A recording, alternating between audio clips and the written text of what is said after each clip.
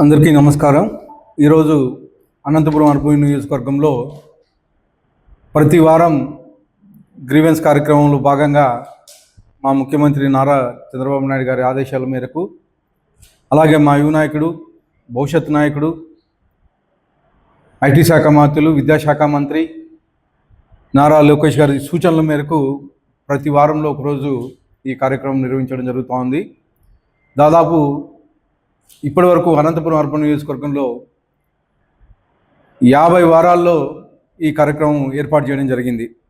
అంటే ప్రతి వారము ఏదో ఒక రోజు ఖచ్చితంగా గ్రీవెన్స్, శుక్రవారం కానీ శనివారం కానీ వీకెండ్లో గ్రీవెన్స్ కార్యక్రమం ఏర్పాటు చేయడం జరిగింది. ఇప్పటి వరకు దాదాపు 1123 అప్లికేషన్లు వచ్చాయి లాస్ట్ వారం వరకు. ఈరోజు మళ్ళీ ఇంకొక 26 అప్లికేషన్లు వచ్చాయి.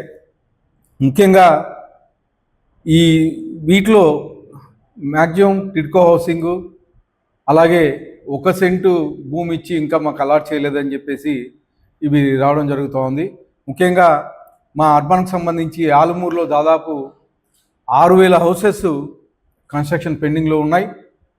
అవి కానీ త్వరలో పూర్తి చేసి లబ్ధిదారులు ఎవరైతే ఉన్నారో వాళ్ళకి కానీ హ్యాండ్ ఓవర్ చేసే విధంగా చర్యలు తీసుకుంటామని చెప్పేసి తెలియజేస్తాను. అలాగే టిడ్కో హౌసెస్ కానీ ఇక్కడ అనంతపూర్ శివారులో ప్రసన్నపల్లి గ్రామం చిన్మయ నగర్లో దాదాపు 3000 హౌసెస్, టిడ్కో హౌసెస్ చిన్న చిన్న వర్కులు పెండింగ్ ఉండి అవి కానీ ఆగిపోవడం జరిగింది. వర్క్స్ కానీ మళ్ళా మొదలైనాయి. డిసెంబర్ లోపల ఈ టిడ్కో హౌసెస్ కానీ ఏవైతే 3000 ఉన్నాయో అవి కానీ టిడ్కో హౌసెస్ కానీ హ్యాండ్ ఓవర్ చేయడం జరుగుతుంది. ఇవే కాకోకుండా ముఖ్యంగా అనంతపూర్లో దాదాపు గత 5 ఏళ్లలో ఎక్కడైతే డ్రైన్లు కానీ రోడ్లు కానీ వేయలేదో, మా డివిజన్లో ఏం పనులు జరగలేదు, వైఎస్ఆర్సీపీ గవర్నమెంట్లో మీరు చేయండి అని చెప్పేసి చాలా వరకు ఈరోజు మా రోడ్లు లేవు, డ్రైన్లు లేవు అని చెప్పేసి రిక్వెషన్లు ఇవ్వడం జరిగింది. దానిలో కానీ త్వరలోనే కార్యరూపం దాల్చే విధంగా చర్యలు తీసుకుంటామని చెప్పేసి తెలియజేస్తూ, ఈరోజు మీరు చూస్తున్నారు గొడవల పార్టీ ఏ విధంగా దుష్ప్రచారం చేస్తూ ఉందో.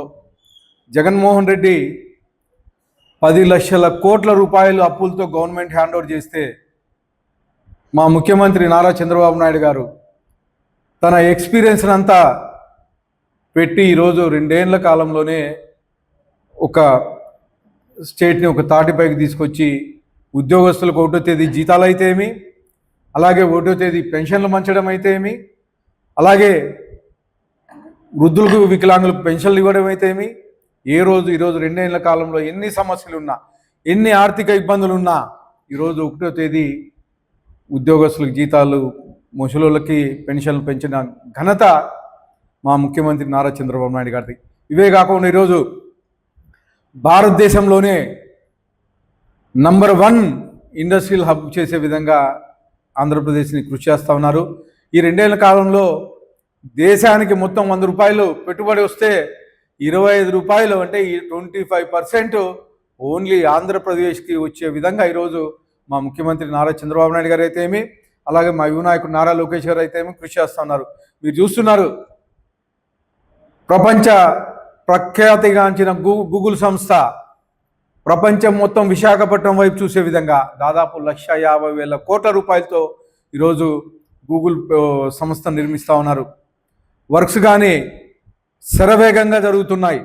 ఇవే కాకుండా గతంలో జగన్మోహన్ రెడ్డి ఏవైతే ఇండస్ట్రీస్ మొదలుపెట్టి ఆపేశాడో అవన్నీ మళ్ళీ ఈరోజు భూమి పూజలు చేసి మళ్ళీ ఒక తాటిపైకి తీసుకొచ్చి జగన్మోహన్ రెడ్డిని చూసి భయపడిపోయారు ఆ రోజు. కానీ ఈరోజు మా నాయకుడు సిబిఎన్ బ్రాండ్ మీద ఈరోజు అనేకమైనటువంటి ఇండస్ట్రీస్ వచ్చి దాదాపు 25 లక్షల కోట్ల రూపాయలు ఓన్లీ ఇండస్ట్రీస్ మీద పెట్టుబడులు వస్తున్నాయంటే కేవలం అది సిబిఎన్ అనే ఒక బ్రాండ్ పేరు మీదే తప్ప మీ మాదిరి గొడవల పార్టీ మాదిరి కాదని చెప్పేసి తెలియజేస్తున్నాను. ముఖ్యంగా మన అనంతపూర్ జిల్లాలో గతంలో మీరు చూశారు, జాకీ పరిశ్రమను వెళ్ళగొట్టారు. కియా పరిశ్రమ ఎక్స్పాన్షన్ ఉంటే అప్పుడుండే ఎంపీ మాకు కప్పం కట్టాలంటే ఆ ఎక్స్పాన్షన్ అంతా తీసుకెళ్ళి చెన్నైలో పెట్టారు. ఇవే కాకుండా దాదాపు 70-80 ఇండస్ట్రీస్ కియా అనుబంధ సంస్థలు కానీ పారిపోయే విధంగా ఆ రోజు ప్రవర్తించారు. కానీ ఈరోజు మళ్ళా దేశంలో యుద్ధ విమానం తయారు చేసే సంస్థ 5th జనరేషన్ ఫైటర్ మన ఉమ్మడి జిల్లాకి వస్తుందంటే అది కేవలం మన ముఖ్యమంత్రి నారా చంద్రబాబు నాయుడు గారు ఘనత, అలాగే మన యువ నాయకుడు నారా లోకేష్ గారు ఘనత అని చెప్పేసి తెలియజేస్తా ఉన్నాను. దాదాపు 1,00,000 కోట్ల పెట్టుబడులతో ఈరోజు ఉమ్మడి జిల్లాలో ఇండస్ట్రీస్, డిఫెన్స్ ఇండస్ట్రీస్ వస్తున్నాయంటే అది కేవలం మన సిబిఎన్ బ్రాండ్ అని చెప్పేసి తెలియజేస్తున్నాం. ఇవే కాకుండా ఈరోజు హార్టికల్చర్ ప్రపంచం, భారతదేశంలోనే ఆంధ్రప్రదేశ్ నంబర్ వన్ స్థాయిని నిర్మించుకోబోతా ఉంది. దేనికంటే రాయలసీమని 1,00,000 కోట్ల రూపాయలతో హార్టికల్చర్ అభివృద్ధి చేస్తున్నారు. 40,000 కోట్ల రూపాయలు ఆల్రెడీ శాంక్షన్ అయినాయి. రాయలసీమ మీద ప్రత్యేకమైన ప్యాకేజ్ తీసుకొచ్చి ఈరోజు రాయలసీమను అభివృద్ధి చేస్తూ ఉన్నారు. గత 5 ఏళ్లలో ఎక్కడే కానీ ఒక డ్రిప్ కట్ ఇవ్వలేదు. కానీ ఈరోజు కేవలం 2 ఏళ్ల కాలంలోనే ఒక్క అనంతపూర్ జిల్లాలోనే 350 కోట్ల రూపాయల సబ్సిడీ డ్రిప్ సప్లై చేసిన ఘనత తెలుగుదేశం ప్రభుత్వం అని చెప్పేసి తెలియజేస్తున్నాం. ఇవే కాకుండా గతంలో మీరు చూశారు, హంద్రీ నివా నీళ్ళు ఎప్పుడు వచ్చేదో తెలీదు, ఎలా వచ్చేదో తెలీదు. కానీ ముఖ్యమంత్రి చంద్రబాబు నాయుడు గారు 2014-19లో హంద్రీ నివా నీళ్లు ప్రతి చెరువుకి వచ్చే విధంగా కృషి చేశారు. అలాగే మళ్ళా 2024లో గవర్నమెంట్ వచ్చిన తర్వాత గతంలో ఉండే 1800 క్యూసెక్లు మాత్రమే వచ్చేటివి. కానీ ఈరోజు కేవలం 100 రోజుల లోపలనే 3,500 కోట్లు ఖర్చు పెట్టి 3,500 క్యూసెక్లు నీళ్లు వచ్చే విధంగా 100 రోజుల్లోనే కంప్లీట్ చేసిన ఘనత మా తెలుగుదేశం ప్రభుత్వాన్ని. రావడమే కాకోకుండా ఇటు తమిళనాడు బార్డర్లో ఉండే కుప్పం లాస్ట్ చెరువు వరకు, ఇటు మడకసిరిలో ఉండే కర్ణాటక బార్డర్ వరకు ప్రతి చెరువు నీళ్లు నింపిన ఘనత మా తెలుగుదేశం ప్రభుత్వాన్ని, మా ముఖ్యమంత్రి నారా చంద్రబాబు నాయుడు గారిది అని చెప్పేసి తెలియజేస్తూ, ముఖ్యంగా అనంతపూర్ అర్బన్ నియోజకవర్గంలో ఈరోజు చూస్తున్నారు, గత 5 ఏళ్లలో ఎక్కడే కానీ ఒక డెవలప్మెంట్ కార్యక్రమం లేదు.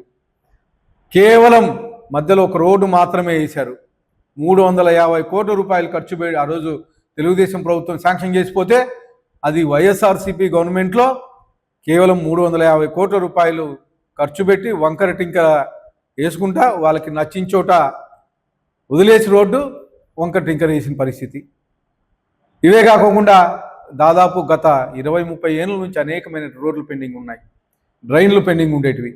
కేవలం ఈ 24 నెలల కాలంలోనే దాదాపు 200 కోట్ల రూపాయలు ఖర్చు పెట్టి రోడ్లు అయితే ఏమి, డ్రైన్లు అయితే ఏమి, అనేకమైనటువంటి మౌలిక సదుపాయాలు చేసిన ఘనత మా ముఖ్యమంత్రి నారా చంద్రబాబు నాయుడు గారిది. మీరు చూశారు డంపింగ్ యార్డ్, గతంలో దాదాపు 3.5 లక్షల టన్నులు పేరుకుపోయి ఉంటే అక్టోబర్ 2 నుంచి మొదలుపెట్టి దాదాపు 70% ఈరోజు డంపింగ్ యార్డ్ కంప్లీట్ అయిపోయింది. కంప్లీట్ అవడమే కాకుండా వచ్చే డిసెంబర్ లోపల అక్కడ ఫ్రెష్ వేస్ట్ మేనేజ్మెంట్ ప్లాంట్ ఒకటి కట్టి మిగతా 10 ఎకరాలు అక్కడ మంచి పార్కుగా తయారు చేసి అక్కడ ప్రజలకు ఇబ్బంది లేకుండా చూసే బాధ్యత మా ముఖ్యమంత్రి నారా చంద్రబాబు నాయుడు గారు, అలాగే నేను ఎమ్మెల్యేగా లోకల్ ఎమ్మెల్యేగా నేను తీసుకున్నాను. ఇలాంటివి చెప్పుకుంటూ పోతే అనేకమైన వర్క్స్ మేము చేసుకుంటూ పోతున్నాం. గత ప్రభుత్వంలో గొడ్డల పార్టీ ఏం చేసిందని అడుగుతున్నా.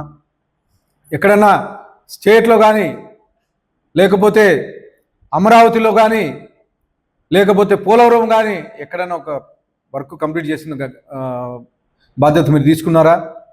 అమరావతి 3 ముక్కలు ఆటాడారు. కానీ ఈరోజు నిన్న వెళ్ళి చూస్తే అక్కడ అనేకమైనటువంటి భవంతులు రెడీ అవుతున్నాయి. ఒక 2 ఏళ్ల కాలంలోనే అమరావతి 2029 కల్లా అమరావతి రూపురేఖలు మారిపోతుంది.